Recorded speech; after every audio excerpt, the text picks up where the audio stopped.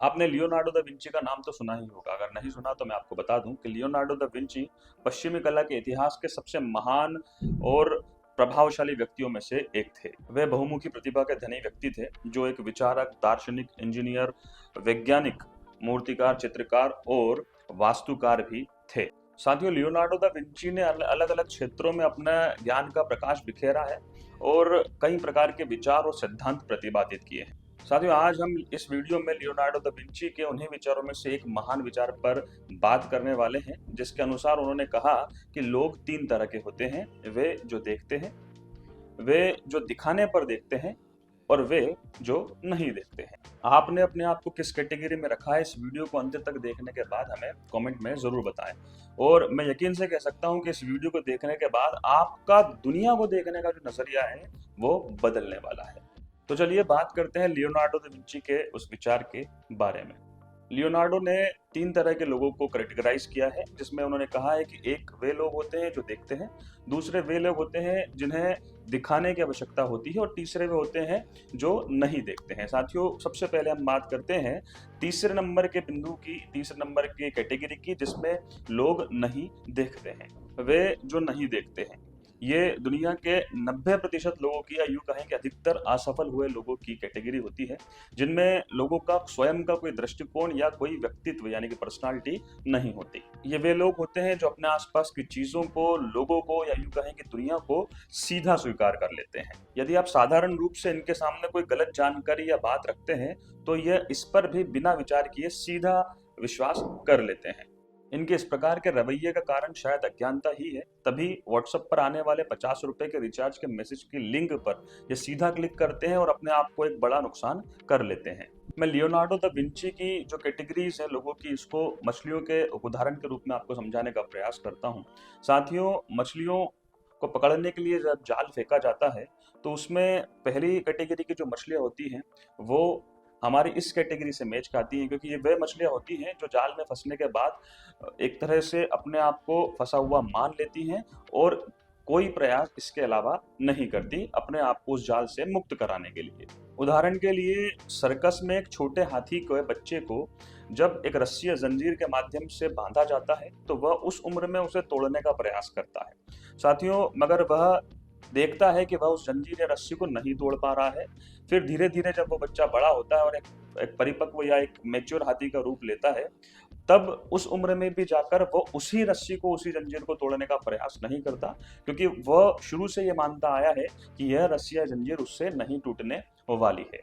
अब आप शायद समझ ही गए होंगे कि मैंने तीसरी कैटेगरी को सबसे पहले क्यों एक्सप्लेन किया है, क्योंकि यह वो कैटेगरी है जिस कैटेगरी में लोग सीधे बिना प्रश्न करे, बिना सवाल करे चीजों को एक्सेप्ट कर लेते हैं, और शायद इस वजह से यह कैटेगरी में सबसे ज्यादा लोग दुनिया के आते हैं। साथियों, अब बात करते हैं दूसरी कैटेगरी की, जिसमें लोग दिखाने पर देखते हैं।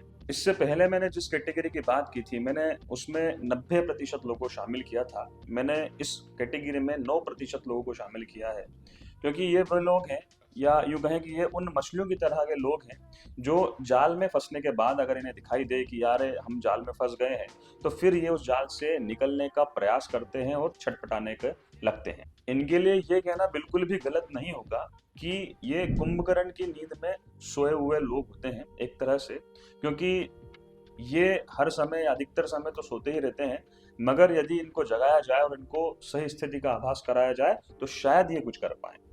ऐसे लोगों को हमेशा एक सच्चे मार्गदर्शक की आवश्यकता होती है। मैंने यहाँ सच्चे मार्गदर्शक इसलिए कहा है, क्योंकि यदि इन लोगों को गाइड करने वाला इनका जो मार्गदर्शक है वो इनको गलत राह पे अगर लेके जाए, तो ये आसानी से उसका भी अनुसरण या उसको भी फॉलो करने लग जाते हैं। ये वो लोग हैं जिन्हें आपको समझाना होगा, बताना होगा, LHS बराबर RHS यानी कि प्रूव करना होगा, ये तभी आपकी मानेंगे। अब बात करते हैं सबसे पहली कैटेगरी की, यानी कि वे लोग जो देखते हैं। ये दुनिया के 1% लोग हैं, और ये उन मछलियों की तरह हैं जो मछलियां अगर दूसरे को जाल में फंसता हुआ देख ले, तो शायद वापस उस जगह पे दोबारा कभी ना जाए। अभी ये वो लोग हैं जो देखते हैं कि मन में क्या है, हमारे अंतरात्मा में क्या है, भविष्य क्या है, हमारा स्थान क्या है, आत्मा क्या है, परमात्मा क्या है। हर एक विषय को अपने एक व्यक्तिगत व्यक्तिगत दृष्टिकोण से ये देखने का काम करते हैं। हर एक जो दुनिया की भौतिक चीजें हैं, फिजिकल चीजें हैं, ये सब इनके लिए एक प्रकार का विषय होता है, सब्जेक्ट होता है, जिसको एनालिसिस करते हैं, स्टडी करते हैं, और स्टडी करने के बाद अपना एक थ्योरी, अपनी एक सिद्धांत, अपना एक दृष्टिकोण जो है बनाकर तैयार करते हैं। मेरी नज़र में यही सुपर हीरोज हैं, क्योंकि ये दुनिया को अपने नज़रिए से देखते हैं और उसमें इन्हें जो कमी नज़र आती है, फिर ये उसे कमी को पूरा करने का काम करते हैं।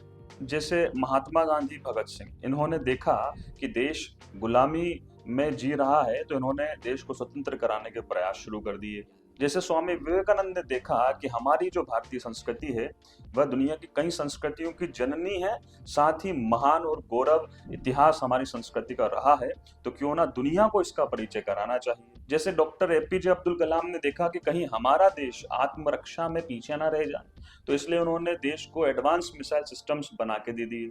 साथियों, मेरी नज़र में ये उन लोगों का वर्ग है जो दुनिया पर, या यूं कहें कि आपके जीवन पर राज करते हैं, क्योंकि ये लोग देखते हैं कि आपको ज़रूरत क्या है या दुनिया को ज़रूरत क्या है, फिर ये उस प्रकार का उत्पाद या उस प्रकार का प्रोडक्ट या उस प्रकार का ट्रेंड या उस प्रकार के सिद्धांत या थ्योरीज आपको, आपकी दुनिया को ले जाकर दे देते हैं। या हम यूं कह सकते हैं कि जो 90% लोग हैं, वो इन 1% लोगों के द्वारा जो विचार दिए जाते हैं, जो थ्योरीज दी जाती हैं, जो ट्रेंड सेट किए जाते हैं, ये 90% लोग सिर्फ उनका अनुसरण या उनको फॉलो करने का ही काम करते हैं। कुल मिलाकर साथियों, आज की सुपर फास्ट जिंदगी में हरदम देखना जरूरी है, या यूं कहें कि आंखें बंद करके भी अपनी अंतरात्मा से दुनिया को देखना बेहद जरूरी है। तो साथियों, लियोनार्डो दा विंची के इस महान विचार को आप तक मैं कितने बेहतर तरीके से समझा पाया हूँ, और आपने अपने आप को किस कैटेगरी में रखा है, मुझे कमेंट में जरूर बताएं।